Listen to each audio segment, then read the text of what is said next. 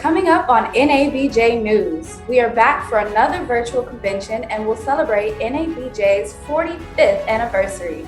Find out what makes this year so special for this historic conference. Plus, it's election season. We'll introduce you to all the candidates who want your vote. And you will hear from former NABJ President Barbara Sierra, who shares her thoughts 20 years later following her coverage of the U.S. bombing campaign on the Taliban. NABJ News starts right now.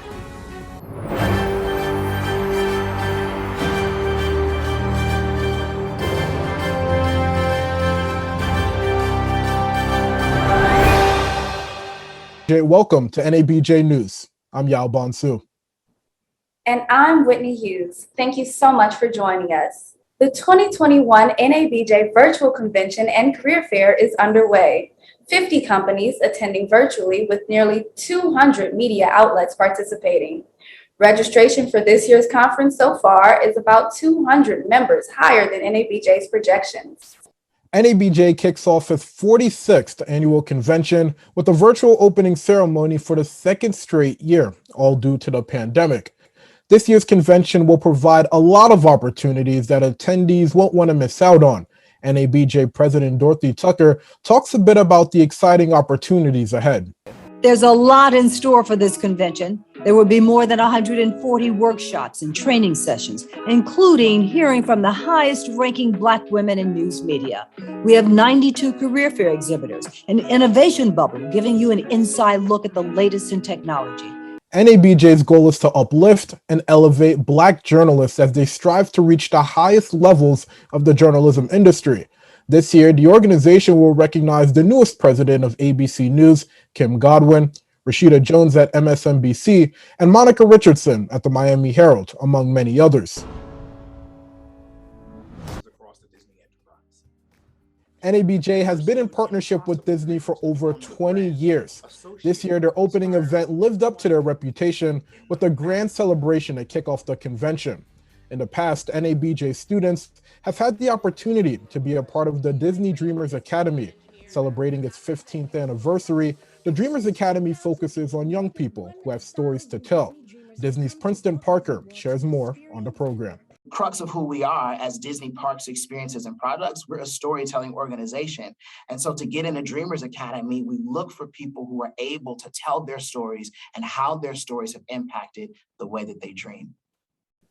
If you know any students interested in the Disney Dreamers Academy, applications are open until October 31st.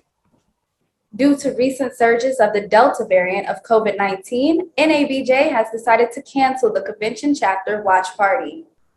The Houston-based event, originally scheduled for this Saturday, was supposed to be a fun event for chapters to participate in, even if they could not be there in person. Local chapters were encouraged to have their own small parties at the same time, and the event will be live streamed for all to see. NABJ is urging local leaders to follow in their footsteps and consider canceling the individual chapter events as well. Voting is well underway for the 2021 NABJ elections. Most of the races involve candidates who are running unopposed. On the ballot this year, Ken Lemon is running for a second term as Vice President of Broadcast. Lemon is currently the primary chairman for the Black Male Media Project, among a number of other advocacy efforts as a part of the NABJ board. Others running in this year's election are new candidates to the race who are also running unopposed. They include Amir Vera, who is running for Vice President of Digital, Madison Carter for Secretary, Bree Jackson, who's running for Director of Region 1, Eva Coleman for Director of Region 3, and Tamia Folks, who seeks to become the next student representative. Yeah, that's right, Whitney. But the biggest race comes at the president, where incumbent Dorothy Tucker seeks a second term. She is being challenged by Manuel McDonald Smith, who is a former president of the Philadelphia Association of Black Journalists. Incumbent President Dorothy Tucker. I want all of our members to be very comfortable and know that their voices are important. Is seeking re-election against Manuel Smith. The path to a better NABJ is simple. Smith is currently a managing editor with CBS3 Philadelphia. You can vote for me because I know and I'm not afraid to attack those issues. Smith's top priority is bringing the spotlight back on its members. And I think once you bring new people into the organization, into the fold, then you start to create a momentum. Dorothy Tucker is making a mass NABJ news network her top priority. We will be hiring freelance reporters, NABJ reporters. It will be our own business. It will be a stream of revenue for us. I don't necessarily agree that an NABJ-driven media network is the best way to go. Smith says time, money, and other competitors may lead to a fall in the network before it even starts. We are not there, and I don't think we'll ever be set up to compete with ABC News. Tucker believes that programs such as a mass media network, an entrepreneur network, and newsroom report cards are all ways to bring NABJ forward.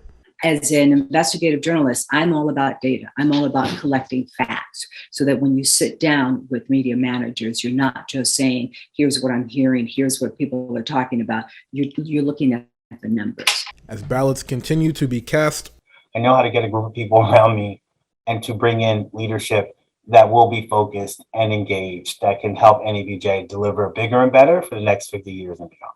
Both Tucker and Smith believe their skills set them apart. Look at what I put in place to make sure that young people have a voice and have a loud voice, an important voice in this organization. The future of NABJ is in your hands. NABJ is encouraging all members to make their voices heard in this year's election. You have until 5 p.m. Eastern, 2 p.m. Pacific time on August 20th to cast your virtual ballot. You should have received your personal voting link in your email. Your vote is crucial in shaping NABJ's future. Your voice matters, so don't forget to click that link and vote. NABJ launched a new media network in an effort to provide another platform to showcase the work of Black journalists.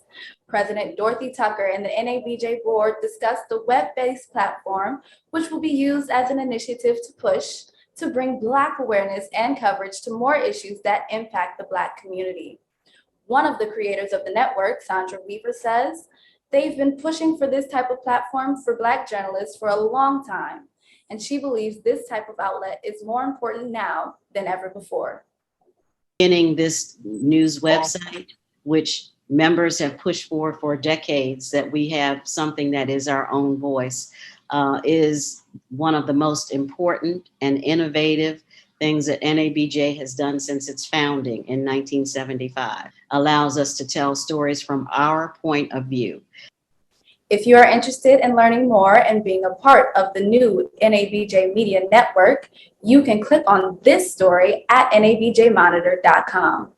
NABJ members within the LGBTQ+ communities voiced major concern of acceptance and appreciation within the membership body. Concern sparked a social media forum that led to demands of change within the organization. Kaylin Razor breaks down the demands and NABJ leadership's response. As people were working from home in the midst of the pandemic, it sparked a lot of important conversations. Major concerns were brought up on social media regarding NABJ's LGBTQ+ community. Things like homophobia, lack of support, and appreciation for queer members. NABJ leaders have since got the ball rolling on addressing the matter. Community is an important thread in the makeup of NABJ. Whether in person or online, a sense of togetherness and support has proven to be vital. Members in the LGBTQ+ community voice concerns they say have gone ignored for too long. As members of this task force have verbalized, our issues and have put in the work. Travell Anderson is the co-chair of the LGBTQ+ task force and Region 4 director and says intentional work is needed. One of the things that I recognized when looking at the code of conduct, I noticed that it wasn't as inclusive as it could be. NABJ President Dorothy Tucker says there was pressure to quickly put out a statement condemning homophobia. But as a reporter, if you put a statement out and you tell me you don't like something, what's the next question? So what you gonna do about it? They implemented LGBTQ+ sensitivity training to all members, including the board, and updated the association's code of conduct and anti-harassment policy, adding sexual orientation to the existing categories of gender identity and gender expression. Past task force co-chair Ernest Owens questioned NABJ leadership's response to concerns. I felt like a lot of this was performative. I felt like a lot of this was surface level. Like, is it horrible? No. I want to encourage chapters to really work for themselves and address these issues internally. There's wording in the code of conduct that says that we will not tolerate any kind of discrimination at the convention, online, locally. It just will not be tolerated. The task force's main focus at the moment is developing strategies to support Black queer journalists within NABJ. Since last year, the co-chairs have conceived both a scholarship in the name of Monica Roberts, a trans journalist who used her platform to cover overlooked topics within the trans community, and a grant in the name of NABJ's first openly gay president, Thomas Morgan. In New York, Kaylin Razor, NABJ News. Coming up next on NABJ News. 20 years later, former NABJ President Barbara Sierra talks about her experience on the Theodore Roosevelt aircraft carrier in Afghanistan. Stick with us. We are connected, engaged. From the moment we rise, we move, we adjust, we learn, explore, relax, and grow together. So we're ready to build a better tomorrow. Stay informed throughout your day with the Spectrum News app, exclusively for Spectrum customers. We can change this world for the better.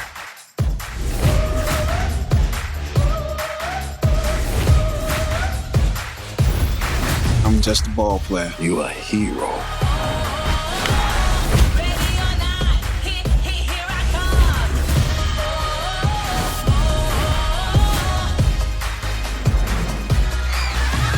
We are the chosen ones.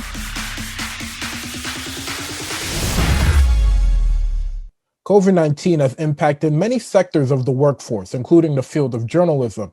However, the pandemic also revealed the importance and relevance of the Black press. Johan Calhoun is a former senior editor at the Philadelphia Tribune, which is considered the oldest continuously published newspaper that serves Black readers. While he was there, he says the outlet transitioned out of traditional ways of the newspaper to concentrate more on producing digital content in the midst of the COVID pandemic.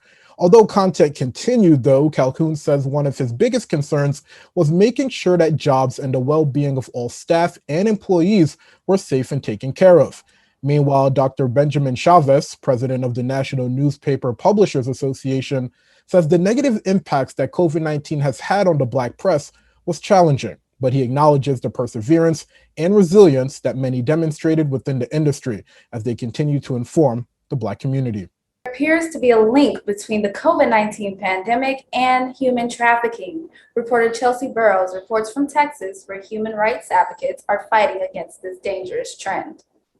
Officer Reggie Luster patrols the streets of Dallas, where he's seen more human trafficking lately. Since 2019, in Texas and the rest of the nation, Luster suggests the pandemic may have resulted in a digital shortcut to exploitation. Unlike seeing them on the street or being able to stop them, they were making these solicitations online with getting these victims. After years of abuse by her relatives, Sophia Strothers is an advocate. Assaulted by her father and trafficked by her mother at the age of 13, she knows what victims endure now. Let's break down what is trafficking. That means that you are literally being raped over and over and over again in a day. There is help available for those trying to escape human trafficking. Sandy Hennep of Fort Worth, Unbound North Texas, sees an alarming trend on the web.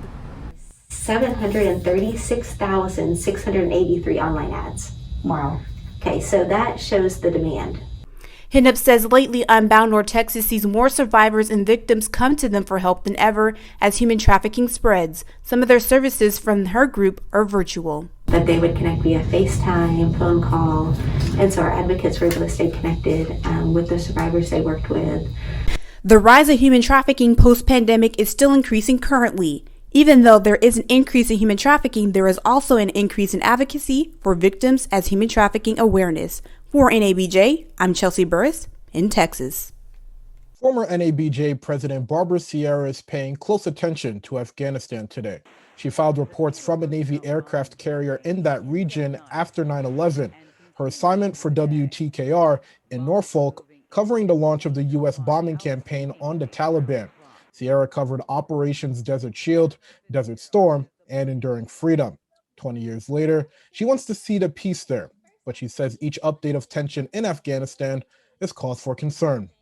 As a journalist, it's almost as if it's almost like history repeating itself in many ways. And that's the difficulty, the institutional knowledge of where we've been as a country in terms of different conflicts. And you would think, my private opinion would be, it would be hopeful, although naive, to believe that one day there would be a time where I don't have a war to cover. Still to come, cricket is making a comeback. Find out how this unique sport is pushing through the pandemic. You're watching NABJ News. Stay with us.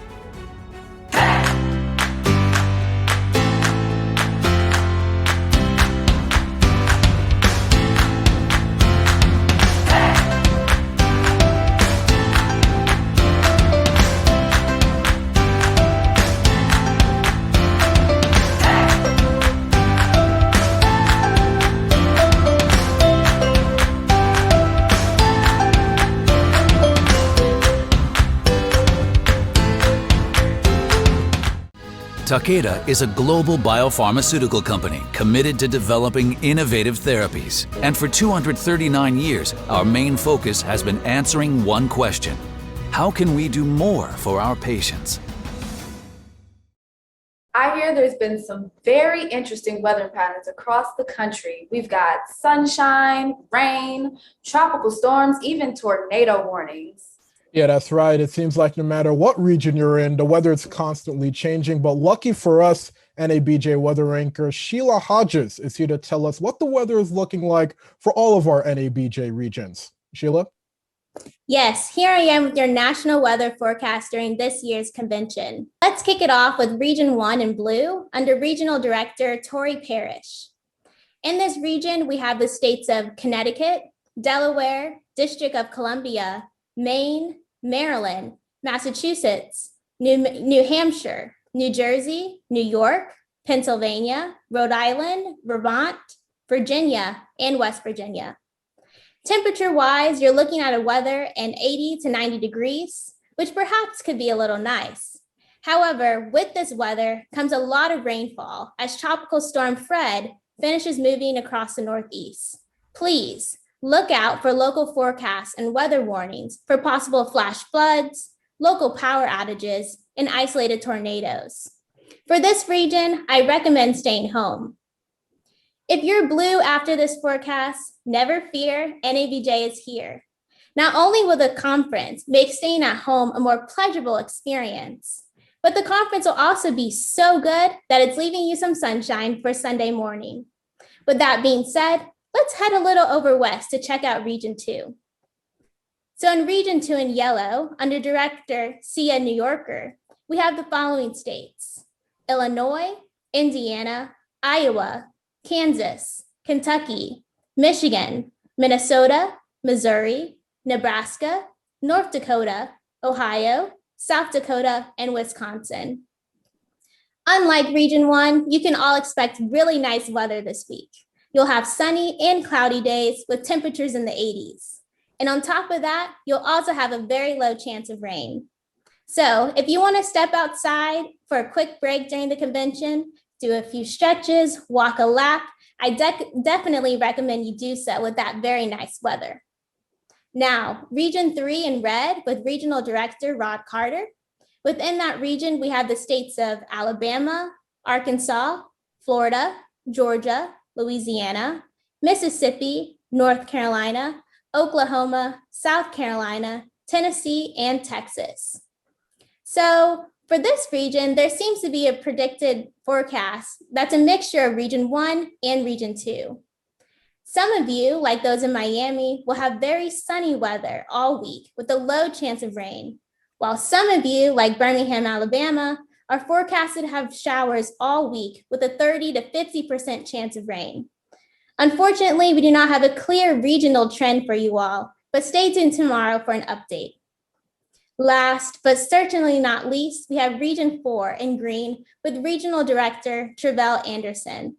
Within this region, we have the states of Alaska, Arizona, California, Colorado, Hawaii, Idaho, Montana, Nevada, New Mexico, Oregon, Utah, Washington, and Wyoming. In other regions, we've heard forecasts of heavy rains, sunshine with light showers, a mixture of both. But in Region 4, it looks like you all will be getting all sunshine all week with low humidity and a low % chance of rain. However, there is a twist. It is so sunny that there are fires raging in this area. Particularly in California, there have been thousands of fires, including the Caldor fire in Northern California, which led to evacuations Tuesday morning. With these fires come the risk of power outages. Please stay safe. That's all for today's national weather forecast. I hope the weather is nice for you, our Whitney and Yao. Yeah, here in Region 1, there may not be rain, but it is hot, hot, hot. Thanks so much again, Sheila. As we adjust to COVID-19 vaccine safety protocols, community sports are making a comeback. Reporter Worthington Moore takes us through a game where athletes and fans couldn't wait to begin their season. Bad light. It's a game we rarely hear about. But it will fall short of the sweeper. But outside the United States, it's one of the most popular sports in the world. India versus Pakistan. The number of people who saw the game live was around 400 million. Cricket is the name of the game, and each year, the sport continues to make a name for itself. We've seen it grow over the years, and now we're in a place where we've got a 27 franchise-based intercity tournament, and we've got a national structure, a national championship, so it's pretty immense. Sometimes cricketers' passion for the game eclipses practicality, as a competitive game between the Houston Hurricanes and Chicago Catchers continued despite several nearby lightning strikes. Yet the global pandemic has a major impact on how sporting events are played. We're taking really strict protocols with the food and, touching things, always sanitizing your hands and stuff like that. So as far as COVID's concerned, we're taking good care of it. Good care and good safety steps to combat COVID now that the games are on again. And Rafiq has bowled him through the gate. This is what I was coming to. In Prairie View, Texas, Worthington Moore, NABJ News. Their combinations as well, but Skipper has come to the party and spun one through the gate. Up on NABJ News, publishing in a pandemic. See what a recent college graduate accomplished during quarantine. We'll be right back. We can change this world for the better.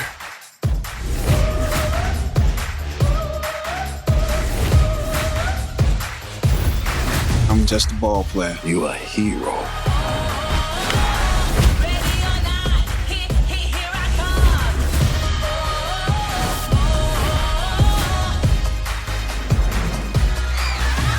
We are the chosen ones.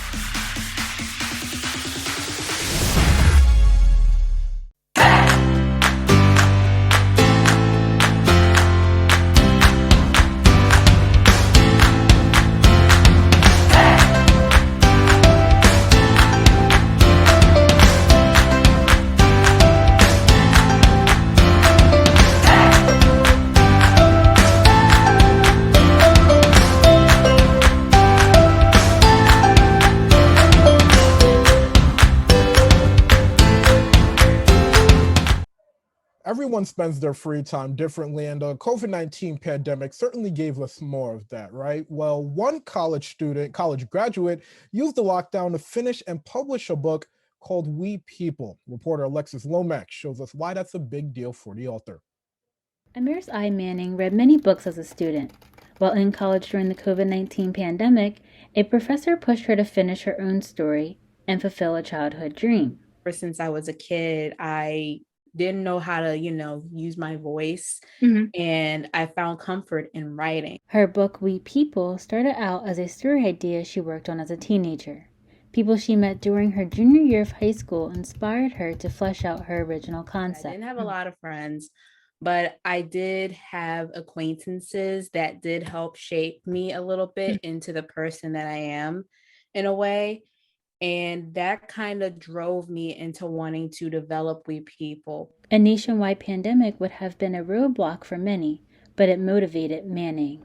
The pandemic did help because it not only helped with me getting the work done, it also helped me explore with what I can do with the work. So she worked on more skills that helped her self-publish. Social media, using that to not only promote the characters, but to also promote the story and also my work was I'm trying to think of the proper word. It was a very tedious thing to do. She's marketing the book online. I was able to do things within my own ability, whereas if I didn't, I would have to pay someone else to do it. There is more on the author and her book online inside the NABJ Monitor.